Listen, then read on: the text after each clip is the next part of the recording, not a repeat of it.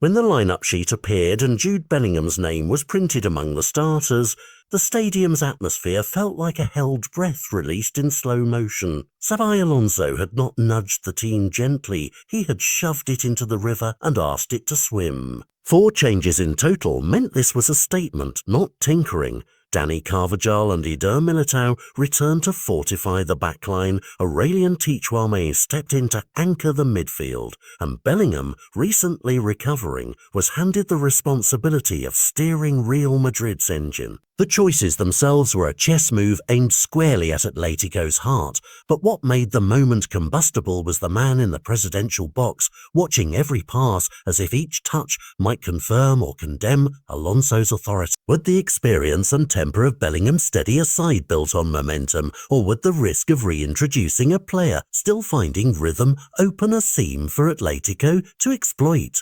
The tactical questions were immediate and sharp. Where would Arda Güler operate? Hugging the right flank to feed Mbappe and Vinicius, or sliding into the space behind the striker to pull defenders out of position? Could Tchouameni and Valverde provide the balance needed to allow Bellingham the freedom to influence the game higher up the pitch, or would that same freedom leave gaps between defence and midfield that Simone's side could hunt like wolves? Beyond formations, there was psychology. Florentino Perez's visible scrutiny broadcast a silent pressure into the dugout, not just about a single match, but about the early verdicts of a manager's tenure. For Alonso, every tactical nuance would double as a referendum on his vision.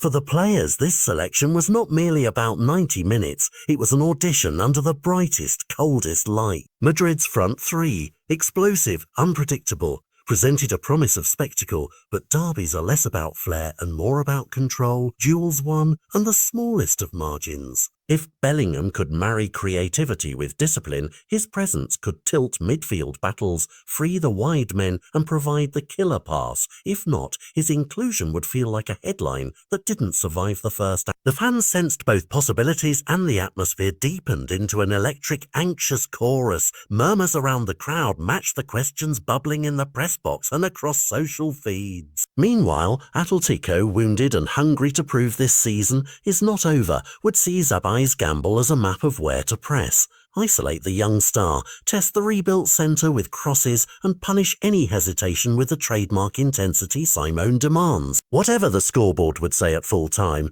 the match was already shaping up as a defining chapter, not only for 3 points, but for momentum, for the coach's confidence, and for the president's faith. This was the kind of selection that radiates beyond the 90 minutes. A win would validate boldness and silence critics. A stumble would feed headlines and harden dissent. So here they stood, a starting 11 inked with intent, a president's stare, and a stadium that knows derbies write season narratives in a single night.